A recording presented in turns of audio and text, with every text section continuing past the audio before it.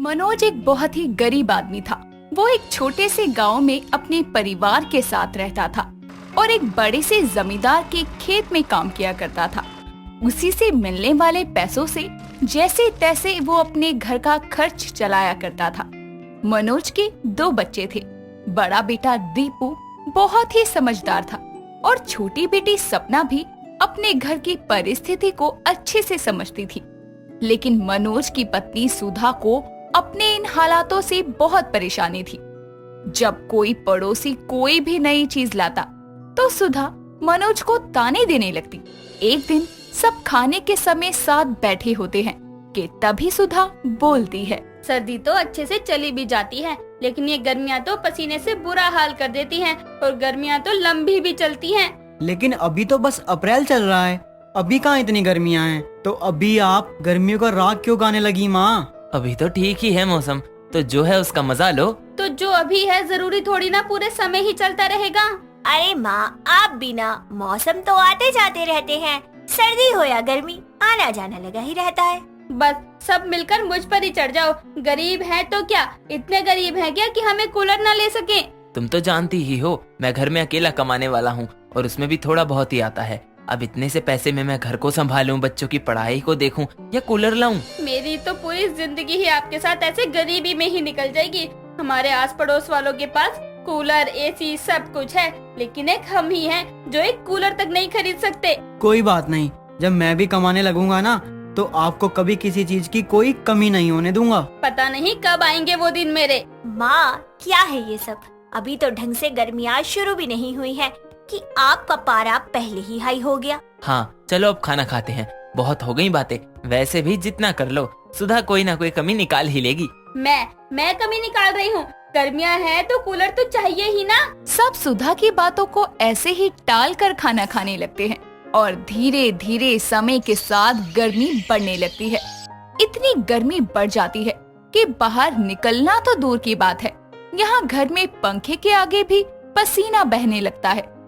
ऐसे ही एक दिन सपना अपने कॉलेज से घर वापस आ रही थी और अपनी किताबें रखते हुए दीपू और सुधा को बोलती है, कितनी गर्मी हो रही है, मुझे तो समझ नहीं आ रहा क्या करूं। मेरे पसीने निकल रहे हैं या मैं खुद पानी में बैठी हूँ, पता ही नहीं चल रहा।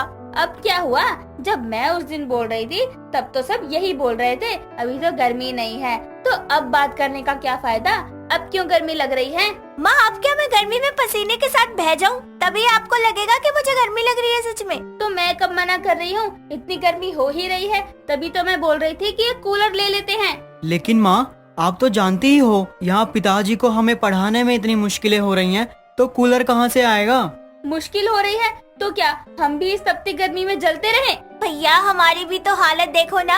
वैसे भी हम कुछ नहीं बोलते, लेकिन अब तो हमारी हालत ऐसी हो गई है कि हम क्या ही करें।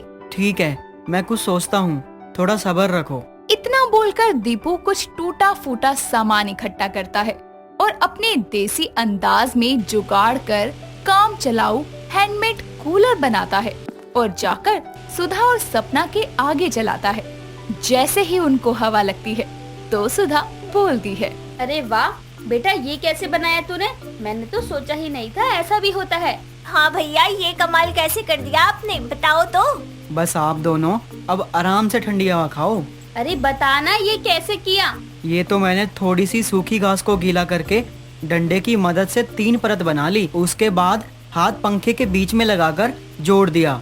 फिर मैंने एक बार साइंस में पढ़ा था कि एक बैटरी से हम पंखे को जोड़कर चला सकते हैं, तो मैंने बस पुरानी बैटरी ले ली कबाड़ी से और उसे बस बना दिया। मुझे नहीं पता था तो इतना समझदार है। तूने तो क्या जुगाड़ लगाया है? जुगाड़ नहीं है, मेरे भैया है ही इतने समझदार। अब तो खुश हो ना आप दोनों? अब इसके आगे आराम करो, लेकिन इसे संभाल कर इस्तेमाल करना।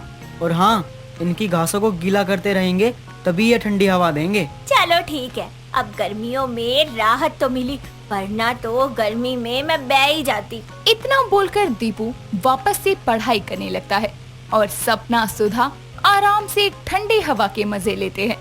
इसी तरह कई दिनों तक चलता रहता है, लेकिन कुछ दिनों बाद ही दीपू का बनाया हुआ हैंडमेड कूलर खराब हो जाता है और फिर गर्मी में सुधा मनोज से कहती है, यहाँ आपकी गरीबी में तो हम मर ही जाएंगे। मैं कोशिश तो कर ही रहा हूँ ना, तुम तो समझो मेरी बात को। अरे पत्नी होकर मेरे हालातों को नहीं समझोगी तो कौन समझेगा। मुझे कुछ नहीं समझना, मुझे अब बस एक कूलर चाहिए तो चाहिए। इतना बोलकर सुधा वहाँ से चली जाती है और मनोज उदास मन से काम करने चला जाता है। शाम को जब मनोज घर वापस आता है तो भी उदास ही होता है और अपने पिता को उदास देखकर दीपू उसके पास आकर कहता है, पिताजी आप परेशान मत हो, मैं हूँ ना, मैं अपनी पढ़ाई के साथ ही साथ एक पार्ट टाइम जॉब कर लेता हूँ। नहीं बेटा, इसकी कोई जरूरत नहीं है, मैं संभाल लूंगा। आप तो सब संभाल ही रहे हो, लेकिन अगर 2 पैसे मैं भी ले आऊंगा तो आपकी मदद ही हो जाएगी ना। पहले तो अपनी पढ़ाई पूरी कर ले, फिर मेरी मदद करियो। नहीं पिताजी, मैंने पढ़ाई के साथ साथ एक साइड में पार्ट टाइम जॉब के लिए अप्लाई किया था और मेरी जॉब लग गई। अरे वाह, तूने मुझे पहले क्यों नहीं बताई ये बात? अब तो कोई परेशानी वाली बात नहीं है ना। हाँ अब ठीक है। दीपू भी पार्ट टाइम जॉब करने लगता है और जैसे ही उसे पहली सैलरी मिलती है तो वो और मनोज कूलर लेने जाते हैं, लेकिन गर्मी बढ़ जाने के कारण कूलर के दाम भी आसमान छू रहे थे। उन गरीबों के लिए उसे ले पाना बहुत मुश्किल था, जिसके कारण वो दोनों ही कूलर नहीं ले पाते। उदास मन से वो घर आ ही रहे थे कि तभी उन्हें रास्ते में उनका पड़ोसी शंभू और उसकी पत्नी सोनिका मिलते हैं, जो घर खाली कर अब शहर जा रहे थे। उनको देखकर मनोज बोलता है, अरे शंभू भैया, इतना सारा सामान आप कैसे शहर ले जाओगे? काका, आपको कोई मदद चाहिए तो बताओ, मैं अभी कर देता हूँ। क्या मदद बेटा, इतना सारा सामान शहर तो जा नहीं पाएगा मुझसे, और तुम क्या अब मेरे साथ शहर जाओगे? आप भी कैसी बात कर रहे हो, यहाँ तो वैसे ही इतने सारे सामान को ले जाने की परेशानी है और आपको मजाक सूझ रहा है। तो क्या करोगे अब आप दोनों? ये इतना सारा सामान है, यहाँ छोड़ भी नहीं सकते हो ना। तो इसीलिए यही सोच रहा हूँ कि जो ज्यादा जरूरी है वही लेकर जाऊँ मैं। और बाकी का क्या करोगे? बाकी का तो यही सोच रहा हूँ कि मैं यहीं बेच दूँ, क्योंकि शहर में तो वैसे भी सारा सामान मिल ही जाता है। मतलब ये जो कूलर है आपका, वो भी? हाँ, अभी नया ही लिया था, लेकिन अब हम यहाँ तो रहेंगे नहीं और शहर में तो मिल ही जाता है, तो कोई लेगा तो दे देंगे जैसे भी दाम लगे। कोई क्या, आप हमें ही बेच दो। नेकी और पूछ पूछ, ले लो ले लो। इतना बोलकर दीपू और मनोज साइड में आते हैं और दीपू मनोज से कहता है, पिताजी हमें कूलर तो लेना ही था, और देखो अब तो हमें मिल भी रहा है।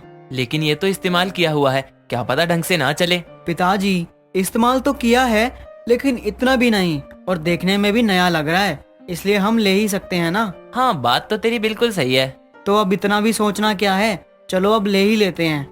इतना बोलकर दीपू और मनोज कूलर ले लेते हैं और उसे अपने घर ले आते हैं। कूलर को देखकर सुधा और सपना बहुत खुश होते हैं और आखिरकार एक गरीब के घर में भी कूलर आ जाता है। कामिनी की बहू रजनी का ज्यादा से ज्यादा समय किचन में ही बीतता था, जिसके चलते उसके हाथ में कोई और चीज हो या ना हो, लेकिन बेलन जरूर होता था। मानो बेलन ही एकमात्र रजनी का हथियार था अपनी बात कहने या समझाने के लिए। एक दिन सुबह के समय रजनी रसोई में पराठे बना रही होती है, तभी उसका पति नाश्ता करने के लिए कमरे से नीचे आता है और डाइनिंग टेबल पर सिर्फ पराठे रखे हुए देख कहता है, रजनी ये क्या है, नाश्ते में सिर्फ पराठे? अरे कुछ साथ में तो बना देती। अरे मुझे इतनी भूख लग रही है, अब क्या मैं ये रूखे सूखे पराठे खाऊं? अक्षय जी, आपको मैंने याद से पराठे बनाकर दे दिया है, वही बड़ी बात है। मैं तो आपको ये भी नहीं देने वाली थी। कल रात में मैंने आपसे क्या कहा था? कल की तो बात ही जाने दीजिए, आज 1 हफ्ते से मैं आपको कह रही हूँ। क्या कह रही हो तुम यार, मुझे कुछ नहीं याद। अब जो बोलना है साफ साफ बोलो, मेरे पास टाइम नहीं है। हाँ, तो आपसे बहस करने का मेरे पास भी टाइम नहीं है। आज बस यही है नाश्ते में, चाय के लिए दूध राशन कुछ नहीं है, सब्जी बनाने के लिए सब्जियां भी नहीं है, तो आज आपको इन्हीं सादे पराठों को खाकर अपना गुजारा करना पड़ेगा।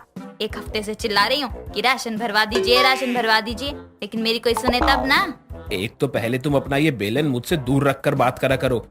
जैसे गुंडे लोग हाथ से कम हथियार से ज्यादा बात करते हैं, अब तुम भी वैसे ही अपने बेलन से सारे काम करवाने लग जाती हो मुझसे।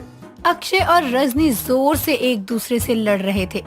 तभी कामिनी अपने हाथों में पूजा की थाली लिए मंदिर से घर लौटती है और दोनों को आपस में लड़ता देखकर कहती है, राम राम, सुबह सुबह सबके घर में शांति रहती है और एक मेरा घर है जहाँ शांति दूर दूर तक नहीं है। किस बात पर दोनों कटे मरे जा रहे हो? और बहू तू हाथों में बेलन लिए मेरे बेटे को क्या धमका रही है? कभी तो अपने इस बेलन का साथ छोड़ दिया कर। माँ, ये आपकी बेलन वाली बहू है, बेलन ही इसका हथियार है, ये इसे कैसे छोड़ देगी? अरे बेलन से तो ये सब पर अपना हुक्म जमाती है, अभी भी ये यही कर रही है। नाश्ता पानी कुछ पूछा नहीं और बेलन दिखाकर डरा ऊपर से और रही है। जैसे आप तो बड़ा ही डर रहे हैं। 1 हफ्ते से बोल रही हूँ माँ जी इनको कि राशन भरवा दीजिए, लेकिन ये सुनते ही नहीं हैं। खाने में इनको पूरे 36 पकवान चाहिए। नहीं चाहिए मुझे 36 पकवान तुम्हारे, रखो अपना नाश्ता पानी अपने पास। जा रहा हूँ मैं ऑफिस। अक्षय इतना कहकर अपना बैग उठाकर ऑफिस के लिए निकल जाता है। समय बीतता है, लेकिन रजनी के हाथ में बेलन लेकर बात करने वाली आदत में कोई सुधार नहीं आता। ऐसे ही एक रोज उसकी पड़ोसन कांता उसके घर आती है और वो देखती है कि रजनी हाथों में बेलन लिए सीढ़ियों से उतर रही है। तभी वो उससे कहती है, बहू तू ये हाथों में बेलन लिए कमरे से क्यों आ रही है? अब तूने रोटियां रसोई में छोड़कर कमरे में बनाना शुरू कर दिया है क्या? नहीं नहीं आंटी जी, वो मेरे बाथरूम का दरवाजा लॉक हो गया है तो उसी को खोलने के लिए मैं बेलन लेकर आई थी, लेकिन खुला ही नहीं लॉक। लगता है जाम हो गया है, अब तोड़ना ही पड़ेगा। बहू लॉक खुलेगा कहाँ से? जो काम हथौड़ी का है उसे भी तू बेलन से ही करने की कोशिश कर रही है। एक हथौड़ी जोर से मारती लॉक तुरंत खुल जाता, बेवजह ही इतनी मेहनत कर रही है तू। हाँ आंटी जी, बात तो आप सही कह रही हैं। मैंने तो सोचा ही नहीं था, बेवजह मैंने अपने बेलन को ही इतना कष्ट दे दिया। लेकिन मेरे घर में तो हथौड़ी ही नहीं है, तब कैसे तोड़ू लॉक? कांता और रजनी की बातें पीछे खड़ी कामिनी सुन रही होती है। तभी वो उनके पास आकर हंसते हुए कहती है, बहू समझ तो तुझे जब आएगा ना, जब तू अपने इस बेलन का पीछा छोड़ेगी। कोई भी काम हो बस बेलन लेकर पहुंच जाती है। जाने दे कामनी, मुझे पता है कि तेरी बेलन वाली बहू है। जैसे ससुराल में आने के बाद बहुत सी बहुओं के हाथ में रसोई नहीं छूटती, वैसे ही तेरी बहू के हाथ में से बेलन नहीं छूटता है। एक काम कर बहू, तू मेरे साथ मेरे घर चल, मैं तुझे हथौड़ी देती हूँ, उसी से तू अपने बाथरूम का लॉक तोड़ लियो। कांता इतना कहकर रजनी को अपने घर ले जाती है, जहाँ पहुंचकर वो देखती है कि हॉल में बैठे उसके बेटे यश के गले में खाना अटक जाता है और वो जोर जोर से खांस रहा होता है। तभी वो उसके पास जाती है और उससे बोलती है, क्या बेटा तू ऐसे क्यों खांस रहा है? ले पानी पी ले। कितनी बार कहा है तुझसे कि खाना आराम से खाया कर, वरना गले में अटक जाएगा, लेकिन तू है कि मेरी सुनता ही नहीं है। आंटी जी आप ये क्या कर रही हैं? आपका बेटा वैसे ही परेशान है और आप उसे और सुना रही हैं। अरे उसे नॉर्मल हो जाने दीजिए, तब गुस्सा करिएगा। वैसे लोग कहते हैं कि पीठ पर मारने से ऐसी प्रॉब्लम खत्म हो जाती है। तो देख क्या रही है बहू, मारना ऐसे ताकि इसकी खांसी जल्दी से ठीक हो जाए। कांता के कहने पर रजनी अपने हाथों में बेलन को जोर से उठाती है और यश के पीठ पर मार देती है, जिससे उसकी खांसी तो रुक जाती है, लेकिन वो जोर से चीखते हुए कहता है, आए भाभी, आपने तो मेरी जान ले ली है। ये कौन सा तरीका होता है खांसी को भगाने का? मेरी पीठ तोड़ के रख दिया आपने तो। यश भैया मैंने क्या किया? आंटी जी ने ही कहा था कि मैं मारूं आपको, तो मैंने मार दिया। लेकिन ये बात भी तो आपने बोली थी ना, ऐसे में इंसान के पीठ को थपथपाते हैं। लेकिन आपने तो बेलन से मार मार के मेरी पीठ तोड़ दी। दोनों ही औरत पागल हो एक नंबर की, बेवजह मेरी पीठ तोड़ दी। आय हाय। यश इतना कहकर अपनी पीठ को सहलाते हुए अपने कमरे में चले जाता है, जिसके बाद रजनी भी चुपचाप अपने घर वापस आ जाती है और अपनी सास को सारी बातें बताती है, जिसे सुनकर वो कहती है, हाय राम, ये तूने क्या किया? हथौड़ा लेने गई थी और अपने बेलन से बेचारे यश की पीठ तोड़कर आ गई। मूर्ख कहीं की, किसी काम की नहीं है तू। जा जाकर और घर के काम कर ले। कामिनी इतना कहकर वहाँ से चली जाती है। समय बीतता है, तभी एक दिन वो रसोई में काम कर रही होती है और उसे बाहर से जोर जोर से आवाज सुनाई देती है। जब वो बाहर निकल कर देखती है तो एक चोर तेजी से गली में भाग रहा होता है और लोग उसे पकड़ने के लिए उसका पीछा कर रहे होते हैं। तभी वो अपने हाथों में लिए बेलन को जोर से घुमाकर उस चोर को मारती है, जो जाके सीधा उसके सर पर लगता है और वो मुंह के बल गिर जाता है, जिसके बाद मोहल्ले वाले उसे पकड़कर बहुत मारते हैं। तभी अक्षय और कामिनी भी वहाँ आ जाते हैं, जिन्हें देखकर कांता कहती है, कामिनी आज तो तेरी बेलन वाली बहू ने कमाल ही कर दिया। क्या निशाना लगाया है। जिस चोर को हम मोहल्ले वाले मिलकर भी नहीं पकड़ पा रहे थे, उस चोर को तेरी बहू ने एक बेलन में ही जमीन की धूल चटा दी। क्या सही निशाना लगाया है चोर के सर पर। तू क्या कह रही है कांता? मुझे तो समझ में ही नहीं आ रहा। मेरे कहने का मतलब है कि हमारे मोहल्ले में चोर घुस गया था और हम उसे पकड़ने के लिए उसके पीछे भाग रहे थे, तभी वो हमारे हाथ से निकल गया। लेकिन तेरी बहू ने अपने घर से ही ऐसा बेलन घुमाकर मारा उसके सर पर कि वो मुंह के बल जमीन पर जा गिरा और हमें चोरी हुआ सामान वापस मिल गया। क्या आप सच कह रही हैं आंटी? मुझे तो विश्वास ही नहीं हो रहा है। बेटा मैं बिल्कुल सच कह रही हूँ। तेरी माँ की बेलन वाली बहू का निशाना सच में लाजवाब है। एक बेलन के बाद दूसरे की जरूरत ही नहीं पड़ी। कांता की बात सुनकर अक्षय और कामिनी हंसने लगते हैं। तभी कामिनी रजनी के कंधों पर हाथ रखते हुए कहती है, चलो अच्छा है, कम से कम मेरी बेलन वाली बहू के होने से मोहल्ले वालों को कुछ तो फायदा हुआ। कामिनी की बात सुनकर सभी मोहल्ले वाले जोर जोर से हंसने लगते हैं और उस हादसे के बाद रजनी अपने घर के साथ पूरे मोहल्ले में बेलन वाली बहू के नाम से फेमस हो जाती है।